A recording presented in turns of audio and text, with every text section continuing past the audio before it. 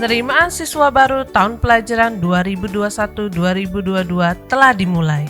Dapatkan potongan 75% untuk dana partisipasi pendidikan atau yang dikenal dengan DPP selama periode pendaftaran bulan September dan Oktober 2020.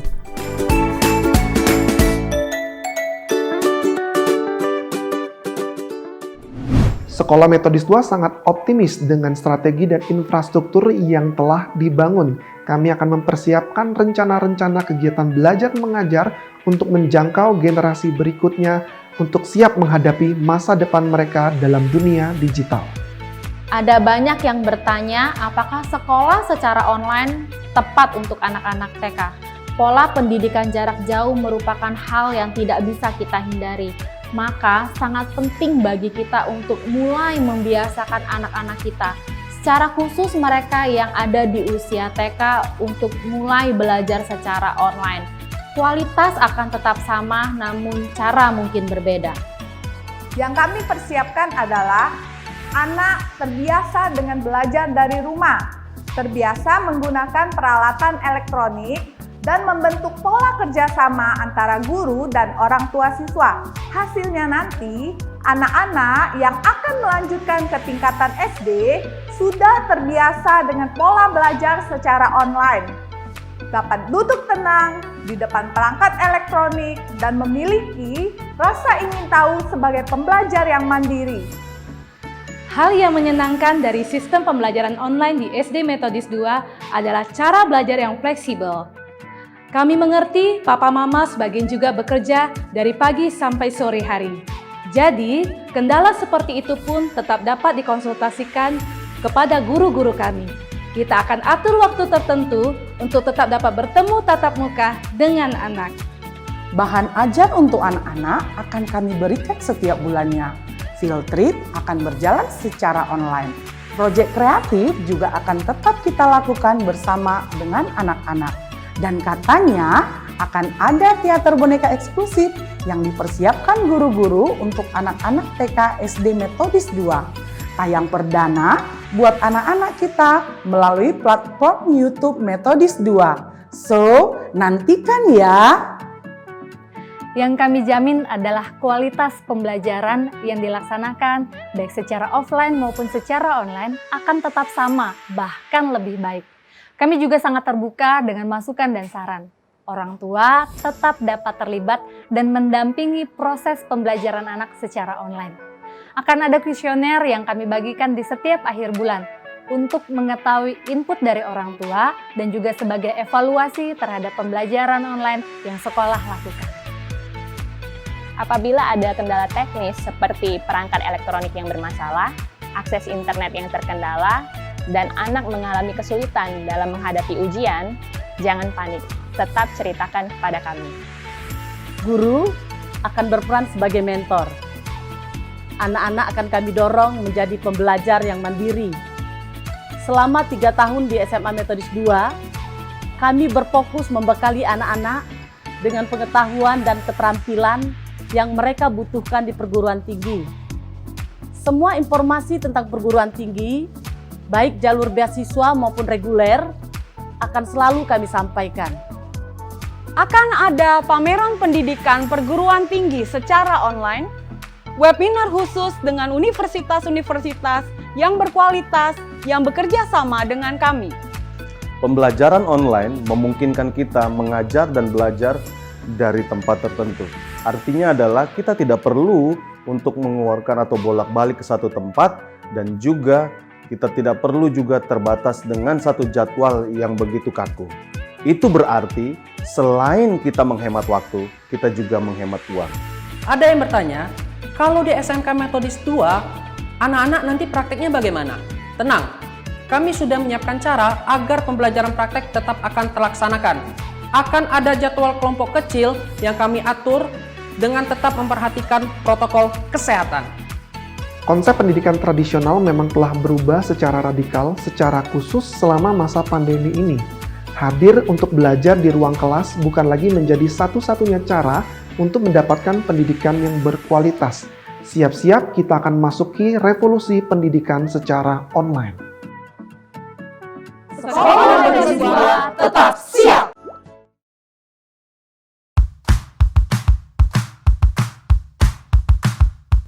Online Student Project Fair.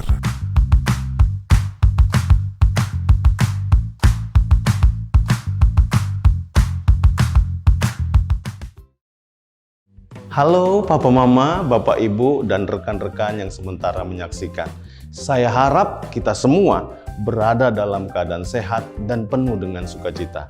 Selamat datang di acara SMK Metodis 2 Student Project Fair yang akan menampilkan alat-alat teknologi dan juga project science yang juga akan dipresentasikan oleh perwakilan dari siswa-siswi SMK Metodis 2. Salah satu tujuan acara ini adalah untuk mengembangkan kemampuan dari komunikasi dan kreativitas siswa.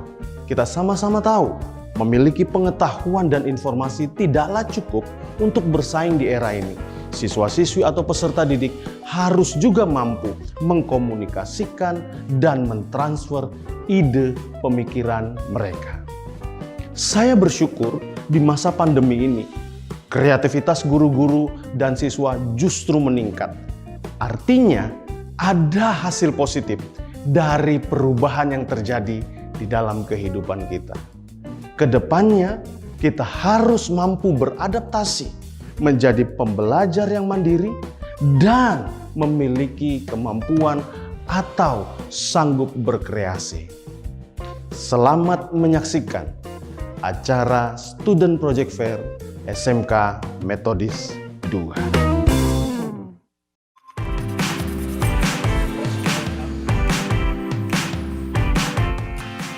Online Student Project Fair.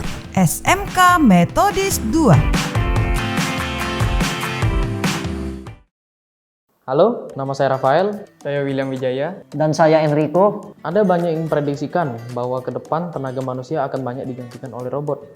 Untuk itu, banyak tenaga ahli dan tim mulai mendesain robot masa depan sesuai keinginan mereka. Untuk itu, dalam proses pembelajaran kami ditantang untuk menghasilkan prototipe robotic ultrasonic distance.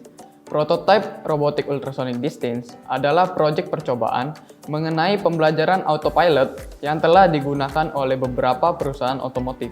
Robot ini nantinya dapat menghindar ketika ada penghalang yang ada di sekitar mereka dengan menggunakan sensor ultrasonic distance. Untuk lebih detailnya, kami akan mempresentasikan proyek kami ini. Halo teman-teman, perkenalkan nama saya William Wijaya, ini Enrico dan juga ini Rafael. Kami dari SMK Metodis 2.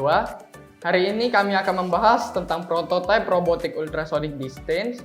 Tujuan kami membuat robot ini adalah kami ingin mengetahui cara kerja dari ultrasonic yang digabungkan dengan Arduino. Robot ini akan terus berjalan sampai akan adanya penghalang. Jika adanya penghalang, maka robot ini akan mencari jalan yang lain. Bahan-bahan apa saja yang dibutuhkan untuk merakit robot ini, Enrico? Jadi bahan-bahan yang dibutuhkan adalah ultrasonic distance, servo, saklar, Arduino, dinamo, ban atau wheel, battery holder. Jadi kendala apa saja yang kita alami ketika merakit robot ini, Rafael? Jadi kendala yang kami alami adalah di mana saat kami nyolder, di mana timah tersebut terlalu panas dan mengenai komponen lain-lainnya. Nah, kami juga menggabungkan beberapa pelajaran untuk merakit robot ini, diantaranya infrastruktur jaringan, sistem komputer, dan pemrograman dasar. Jadi gimana Enrico cara kerja robotnya? Ya, jadi cara kerja robot ini adalah dengan kami mengoding sistem dari robot ini, yaitu bisa diatur kecepatan dalam maju dan kecepatan dalam mundur sesuai dengan keinginan kita. Nah, robot ini jika dikembangkan lebih lanjut lagi, maka sangat berguna bagi manusia dalam membawa beban atau barang. Sekian persentase dari kami akan mensimulasikan cara kerja robot ini. Pertama-tama, kita hidupkan robotnya dengan cara menekan saklar yang ada di bagian tengah. Ya, kita akan menunggu proses booting dari robot tersebut. Ya, bisa dilihat di sini robot berhenti ketika ada halangan dan mencari lintasan lain yang lebih lega. Bisa dilihat dari sini robot ini masih mempunyai kekurangan, yaitu scriptnya yang kurang sempurna, di mana robot tersebut seringkali menabrak sebelum sempat berhenti. Oke, sekarang untuk mematikan robotnya cukup menekan saklar yang ada di bagian tengah lagi.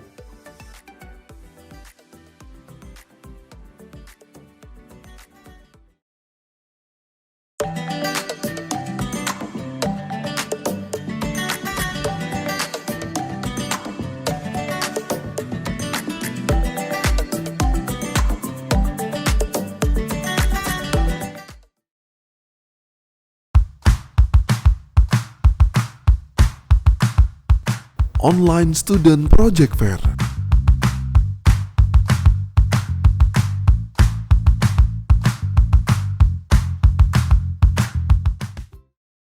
Hai semuanya, nama saya Jeremy Allegra Tartono, siswa SMK Metodis 2 Palembang, jurusan Teknik Komputer Jaringan. Saya Marsha Francisca, juga merupakan salah satu siswi SMK Metodis 2 Palembang, jurusan Teknik Komputer Jaringan. Saya Filan Amanda Sugianto, juga salah satu siswi SMK Metodis 2 Palembang, jurusan Teknik Komputer Jaringan. Pada Student Project Fair kali ini, kami mewakili teman-teman kami pada jurusan yang sama akan mempresentasikan proses pembuatan proyek kami. Mengingat kondisi pandemi yang melanda di seluruh dunia, secara khusus di Indonesia, mengharuskan kita untuk selalu hidup bersih dan sehat, dengan cara rajin mencuci tangan. Nah, di proyek kali ini, kami dibimbing untuk menghasilkan keran air cuci tangan otomatis. Produk ini merupakan perpaduan antara kebutuhan dan kemajuan teknologi yang kami pelajari di SMK Metodis 2. Untuk lebih jelasnya, kami akan mempresentasikannya.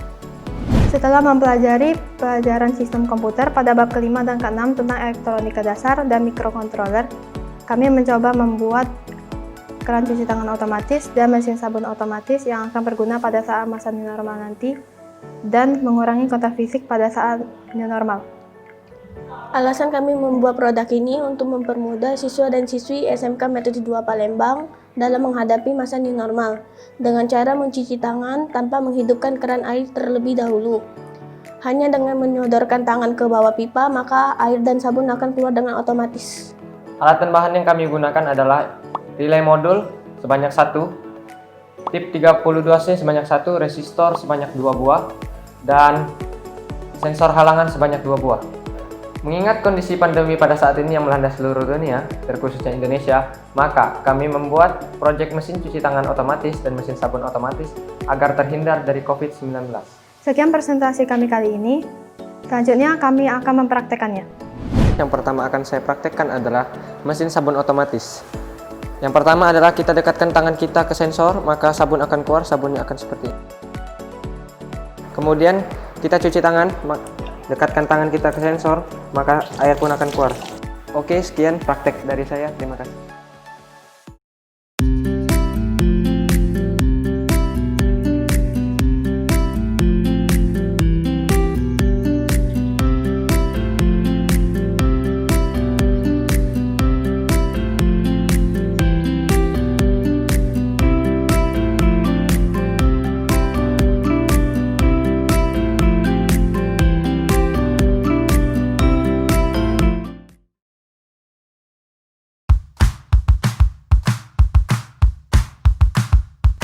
Online Student Project Fair.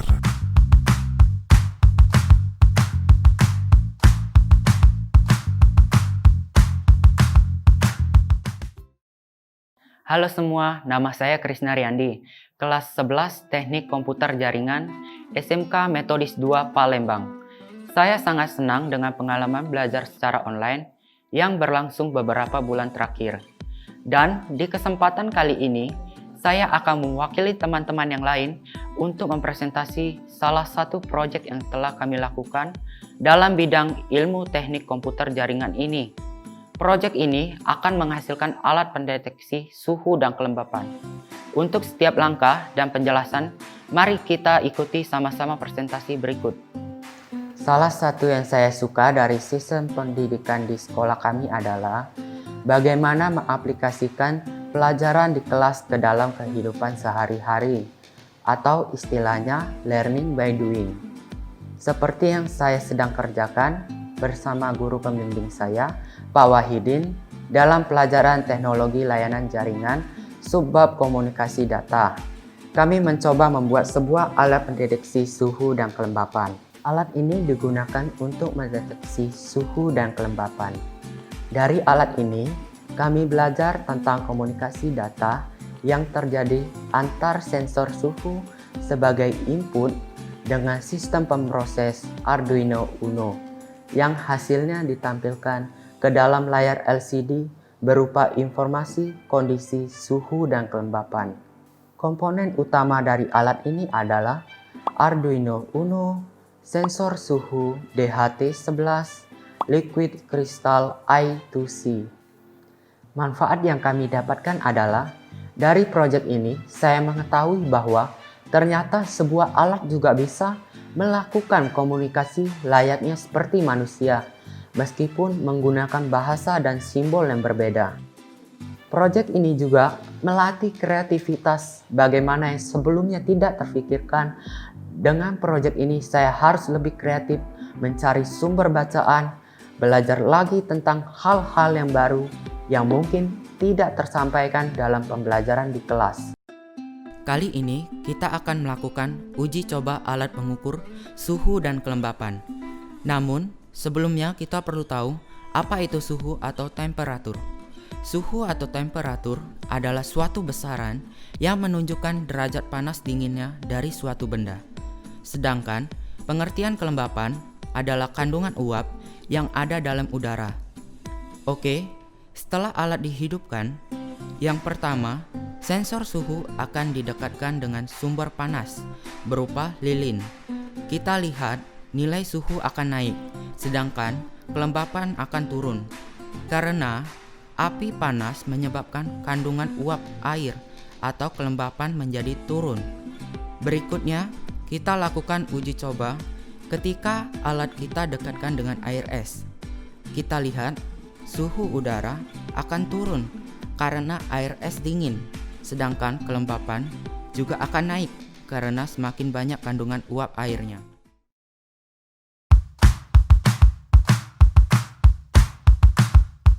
Online Student Project Fair.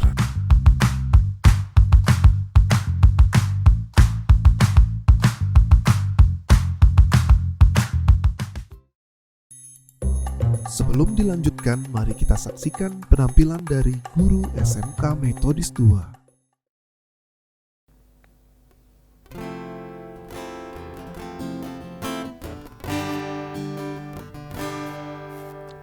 Hari-hari terus berlalu, tiada pernah berhenti. Seribu rintang jalan berliku, bukanlah suatu penghalang. Hadapilah segala tantangan, mohon petunjuk yang kuasa. Ciptakanlah kerukunan bangsa, kobarkanlah dalam dada semangat jiwa Pancasila. Hidup tiada mungkin tanpa perjuangan, tanpa pengorbanan. Mulia adanya perpegangan tangan, satu dalam cita demi masa depan. Indonesia jaya demi masa depan. Indonesia jaya demi masa depan. Indonesia jaya.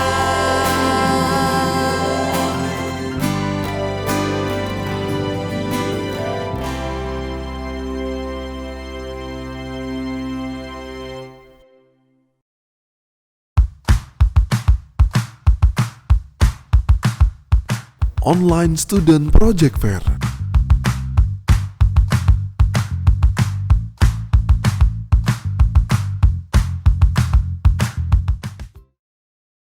Hai semua, nama saya Cynthia. Saya Ahmad Andika Pratama. Saya Owen Marcelo. Dan saya Vianita Sari. Kami adalah siswa-siswi SMK Metodis 2 yang pada kesempatan ini dipercaya untuk mewakili teman-teman kami untuk kembali mempresentasikan sebagian dari yang telah kami pelajari selama kurang lebih 3 bulan terakhir. Saya percaya bahwa pembelajaran jarak jauh tidak membatasi kami untuk terus berani berkarya dan berkreasi. Pada Student Project Fair kali ini, kami akan mempresentasikan salah satu materi dalam ilmu fisika, di mana kami dibimbing oleh Ibu Wagiantini. Proyek kami diberi nama Kincir Air. Secara singkat, kincir air adalah komponen putaran air yang memberikan energi pada porosnya yang berputar. Kincir air merupakan sarana untuk merubah energi air menjadi energi mekanik. Untuk lebih jelasnya lagi, kami akan mencoba mempresentasikan proyek ini. Proyek studi fisika kami adalah kincir air. Kincir air berhubungan dengan pelajaran fisika, yaitu fluida dinamis dan keseimbangan rotasi. Alat dan bahan adalah jerigen, selang, susu sate, motor listrik, styrofoam, dan wadah. Kincir air adalah komponen putaran air yang memberikan energi pada porosnya. Kincir air merupakan sarana untuk merubah energi air menjadi energi mekanik berupa torsi pada poros kincir. Ada beberapa tipe kincir air yang mengalir jatuh ke dalam bagian atas sudu-sudu karena gaya berat air sehingga kincir berputar. Salah satu manfaat kincir air adalah membantu proses irigasi. Kincir air dapat berputar karena mendapatkan energi kinetik dari aliran air.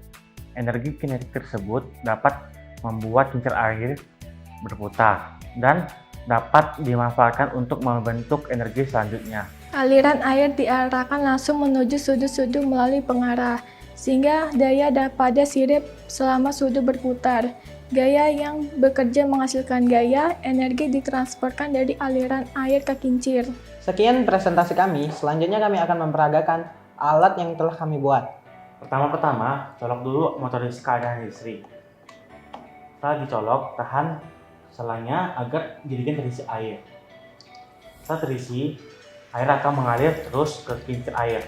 Selama aliran listrik masih ada, Fluida dinamis terjadi saat air naik atau air bersirkulasi. Keseimbangan rotasi terjadi saat baling-baling berputar ataupun bergerak. Sekian dari kami, terima kasih.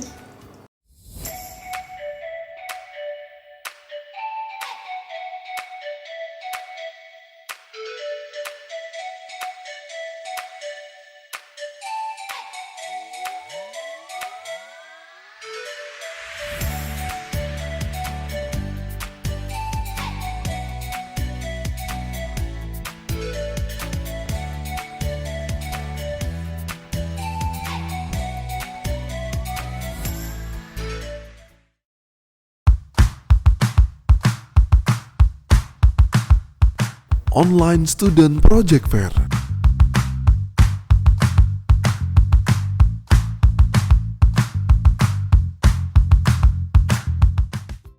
Halo teman-teman semua, nama saya Angelia Oktarini. Hai semuanya, perkenalkan nama saya Jeremia Sandi Pratama. Saya Teresia Estri Tias. Dan saya Vivi. Kami merupakan siswa-siswi SMK Metodis 2 jurusan Teknik Komputer Jaringan. Dalam Student Project Fair kali ini, kami dibimbing oleh Pak Aprianto untuk menghasilkan suatu produk yang kami sebut Ecomo Hand Dryer. Produk ini dihasilkan melalui perpaduan antara ilmu yang kami dapatkan di SMK jurusan Teknik Komputer dengan kebutuhan hidup sehari-hari yang kami temui. Ecomo adalah pengering tangan dengan fitur inovatif dan desain yang unik. Alat ini merupakan pengering tangan ergonomis, berkecepatan tinggi, dan ramah lingkungan.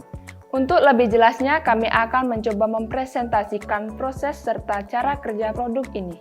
Produk ini dibuat berdasarkan ilmu yang kami pelajari, yaitu teknik komputer yang dipadukan dengan kebutuhan sehari-hari yang kami temui. Untuk lebih lanjut, kami akan mempresentasikan cara kerja Ecomo ini. Ecomo adalah sebuah alat pengering tangan yang ergonomis, berkecepatan tinggi, dan ramah lingkungan. Sangat cocok diletakkan di sebelah wastafel dan penggunaannya juga sangat mudah. Alat dan bahan yaitu sensor, hair dryer, kabel 6 serabut, charger 5 volt 1 ampere. Fungsi dan tujuannya adalah mengurangi penggunaan tisu agar lingkungan tetap bersih. Kelebihan dari Ecomo yaitu bisa mengeringkan tangan dengan cepat, membunuh kuman, dan ramah lingkungan. Jadi, kami sekarang akan mempraktekkan Ecomo. Pertama, colokkan kabel ke arus listrik. Kedua, gunakan hand sanitizer agar tangan terlihat basah. Ketiga, dekatkan tangan ke sensor, maka otomatis udara akan keluar. Sekian dari presentasi kami pada hari ini. Jangan lupa jaga kesehatan dan cuci tangan. Terima kasih. Terima kasih.